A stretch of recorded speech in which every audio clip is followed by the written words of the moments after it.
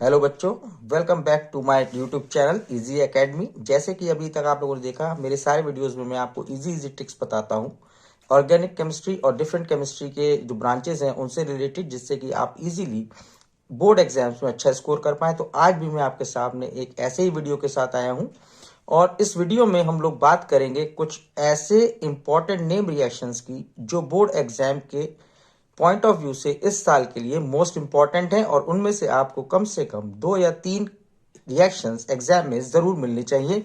तो इस वीडियो को ध्यान से देखिएगा और अंत तक बने रहिएगा। और अब हम शुरू करते हैं अपना वीडियो। और जो आज हमारे पास जो टॉपिक है जिसके हम लोग नेम रिएक्शंस को डिस्कस कर रहे हैं, वो हमारे पास टॉपिक है कंपाउंड्स कंटेनिंग नाइट्रोजन, और उसमें हम लोग डिस्कस करेंगे एमीन्स के नेम रिएक्शंस को। चलिए हम शुरू करते हैं आज का वीडियो। तो आज की वीडियो में सबसे पहले हम लोग डिस्कस करते हैं हॉफमैन ब्रोमाइड रिएक्शन।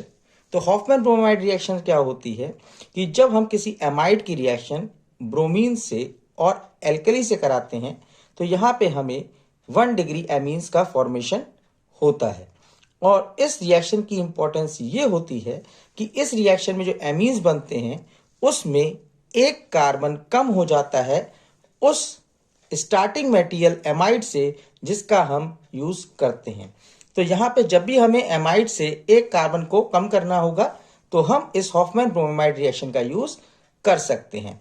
अच्छा, एक इंपॉर्टेंट पॉइंट और याद रखिएगा कि अगर सपोज हमें कोई ऐसा एमीन बनाना हो जिसमें हमें इतने ही कार्बन चाहिए हो, यानी कि जहां पे 2 कार्बन से अगर इतने ही कार्बन एटम्स चाहिए हो, और अगर हमें ऐसे अमीन को प्रिपेयर करना होगा किसी एमाइड से, तो हम क्या करेंगे, इसके लिए आप क्या कीजिएगा, यहां पे इसे लिथियम एल्यूमिनियम हाइड्राइड LiAlH4 से आप लोग इसे रिड्यूस करा देंगे।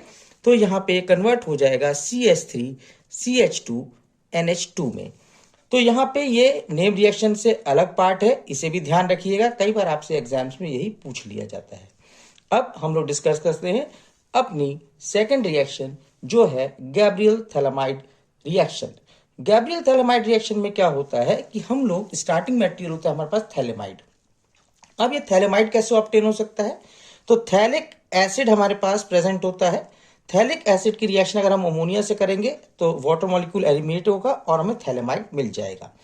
अब हम क्या करते हैं, इस थैलेमाइड की रिएक्शन हम एल्कोहलिक क्यूएच से कराते हैं, जिससे यहां पर हमारे पास फॉर्मेशन होता है पोटेशियम थैलेमाइड का। अब ये जो पोटेशियम थैलेमाइड है यहां पर ये बन जाता है थैलेमाइड आयन। तो ये थैलेमाइड आयन क्या करता है, ये थैलेमाइड आयन इस एल्काइल हैलाइड पे अटैक करता है, और जो इसका अटैक होता है ये न्यूक्लियोफिलिक अटैक होता है। अब ये न्यूक्लियोफिलिकली अटैक करता है तो यहां पे क्या होगा कि जब इस पे अटैक होगा तो ये न्यूक्लियोफाइल इस पे अटैक करेगा तो जो हैलाइड आयन है यहां से एलिमिनेट हो जाएगा, और इसकी वजह से यहां पे हमारे पास फॉर्मेशन हो जाता है एन एल्काइल थैलेमाइड का। अब ये जो एन एल्काइल थैलेमाइड है, जब हम इसको हाइड्रोलाइज करा देते हैं तो इसकी हाइड्रोलिसिस कैसे होती है कि इधर और इधर से ये बॉन्ड ब्रेक होते हैं, यहाँ पे H और यहाँ H आ जाता है, और यहाँ 2 वाटर मॉलिक्यूल्स की वजह से OH ग्रुप इधर आता है, OH ग्रुप इधर आ जाता है। तो जिससे हमें यहाँ पे थैलिक एसिड और प्राइमरी एमीन्स का फॉर्मेशन होता हुआ दिखाई देता है। अब इस रिएक्शन से रिलेटेड जो इंपॉर्टेंट पॉइंट हमें ध्यान रखना है वो ये है कि इस रिएक्शन से हम लोग जो प्राइमरी एमीन्स ऑब्टेन करते हैं ये प्योर होते हैं, और ये प्योर इसलिए होते हैं क्योंकि इसमें सेकेंडरी एंड टर्शरी किसी भी टाइप के एमीन्स हमारे पास फॉर्म नहीं होते। पहली चीज, ये क्वेश्चन आपके बोर्ड एग्जाम में पूछा जाता है। दूसरी इंपॉर्टेंट पॉइंट जो इस रिएक्शन से रिलेटेड है और जो बोर्ड एग्जाम में पूछी जाती है रीजनिंग में, वो ये आती है कि हम लोग यहाँ पे एराइल एमीन्स को प्रिपेयर नहीं कर पाते गैब्रियल थैलेमाइड रिएक्शन से। अब ऐसा क्यों होता है, तो ऐसा इसलिए होता है क्योंकि यहाँ पे जो हमारे पास ये अगर हम बात करें एराइल हैलाइड की, तो एराइल हैलाइड के केस में हमारे पास जो अटैक होता है ये पॉसिबल नहीं होता। क्यों? क्योंकि हमें पता है कि जो न्यूक्लियोफिलिक सब्स्टिट्यूशन रिएक्शंस होते हैं उसके लिए एराइल हैलाइड्स लेस ससेप्टेबल होते हैं due to resonance effect, polarity and the hybridisation state of this carbon atom to which this halogen atom is attached.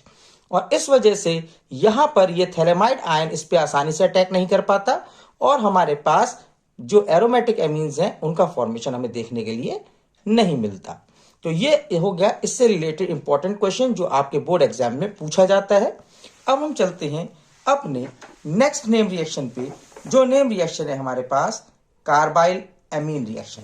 Actual में ये रिएक्शन कार्बाइल एमीन रिएक्शन इसलिए कही जाती है क्योंकि इसमें एक बहुत ही foul smelling compound isocyanide form होता है, जिसका आईयूपीएसी नेम जब हम लिखते हैं तो उसे हम कार्बाइल एमीन लिखते हैं।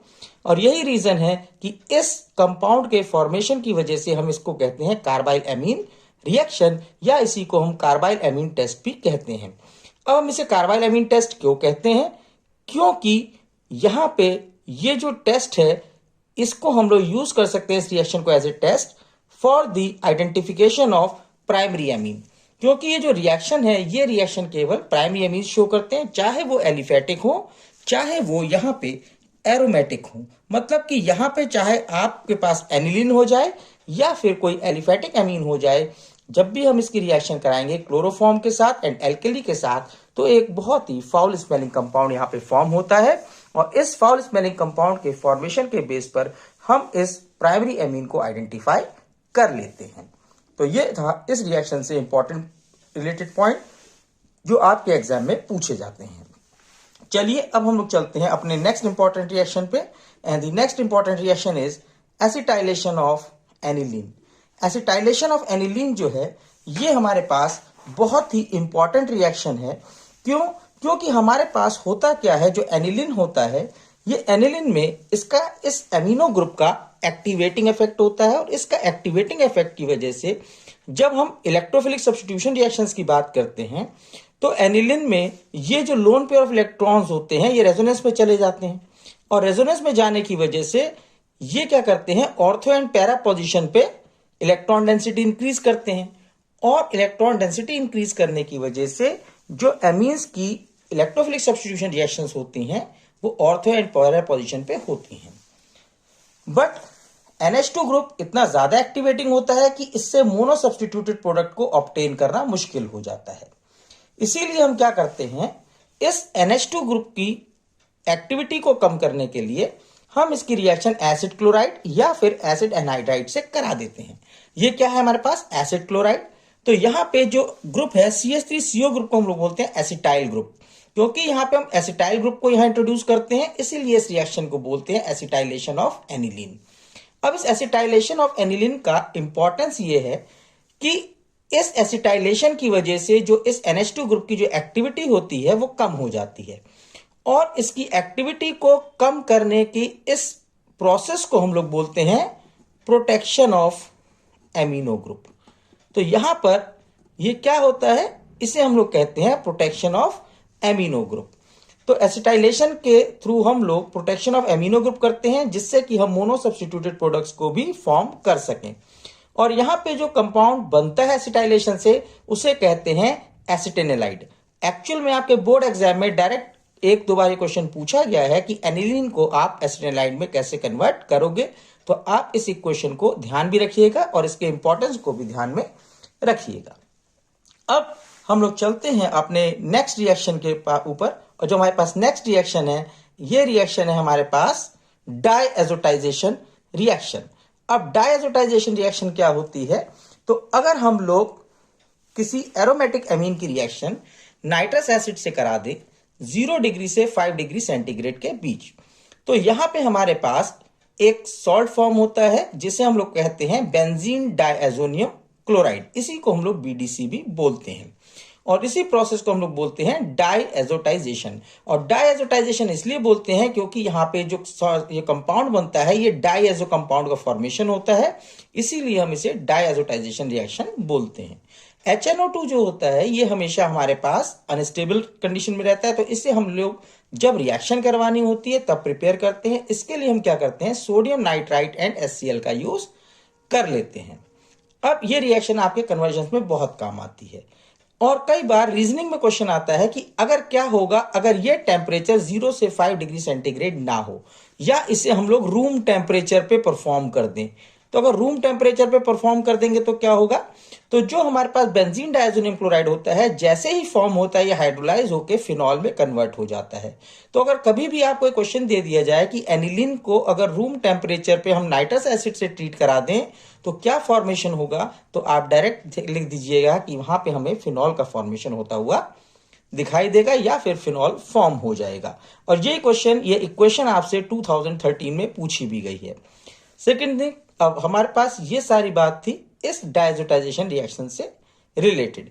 अब एक और इंपॉर्टेंट पॉइंट आप यहाँ पे सुन लीजिए कि अगर यहाँ पे एरोमेटिक एमीन की जगह एलिफेटिक एमीन होता और अगर हम नाइट्रस एसिड से रिएक्शन कराते तो क्या होता। तो इस केस में अगर हमारे पास कोई एलिफेटिक एमीन सपोज मान लिया, यहाँ पे हमारे पास CH3NH2 होता और अगर हम इसकी रिएक्शन नाइट्रस एसिड से कराते तो होगा क्या कि यहाँ पे आप याद रखिएगा, यहाँ पे नाइट्रस एसिड कैसे जुड़ता है, होनो के फॉर्म में लिख लीजिएगा, HNO2 को HONO के फॉर्म में लिख दीजिएगा, तो CH3OH बन गया, N2 रिलीज होती है, H2O रिलीज होता है, यानी कि H2O का फॉर्मेशन होगा, नाइट्रोजन रिलीज होगी और मिथेनॉल फॉर्म हो जाएगा। अब ये भी एक इंपॉर्टेंट टेस्ट है, क्यों?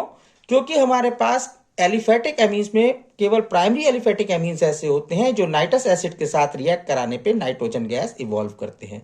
तो इस नाइट्रस एसिड के साथ रिएक्शन को अभी हम लोग यूज करते हैं primary, secondary and tertiary aliphatic amines को डिस्टिंग्विश करने में। अब हम लोग चलते हैं अपने नेक्स्ट नेम रिएक्शन के ऊपर, जो है कपलिंग रिएक्शन, और ये हमारी आज की लास्ट रिएक्शन है।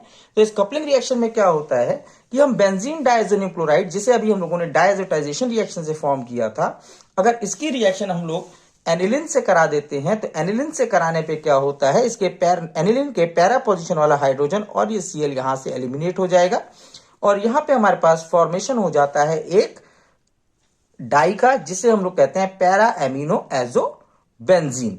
ये येलो ऑरेंज कलर की डाई होती है और इस रिएक्शन को हम लोग बोलते हैं कपलिंग रिएक्शन। तो यहां पे हमारे पास जो एमीन से रिलेटेड इंपॉर्टेंट नेम रिएक्शंस थी वो सारी खत्म हो जाती हैं और यही 6 रिएक्शंस हैं जो आपसे एग्जाम में बार बार पूछी जाती हैं। और कितनी बार कौन सी रिएक्शन पूछी गई है, देखिए मैंने यहाँ पे मेंशन भी किया है कि कपलिंग रिएक्शन आपसे पूछी गई है 2011 एंड 2019 में, डायजोटाइजेशन रिएक्शन पूछी गई थी 2015 एंड 2018 में, इस इक्वेशन को पूछा गया 2013 में।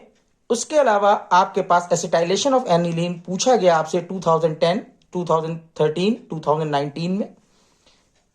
कार्बाइल एमीन रिएक्शन आपके पास आई थी सिलेबस में एग्जाम में 2012 में, 2013 में, 2019 में। गैब्रियल थैलामाइड रिएक्शन पूछी गई 2010 में, 2011 में, 2015 में, 2018 में।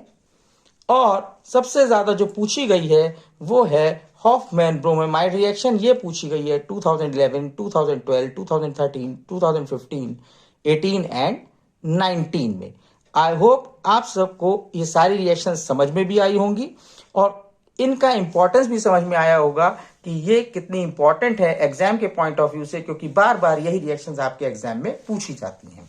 अगर आपको ये वीडियो अच्छा लगा हो, इसे लाइक कीजिए, शेयर कीजिए और सब्सक्राइब कीजिए और ऐसी वीडियोस के लिए हमारे साथ बने रहिए।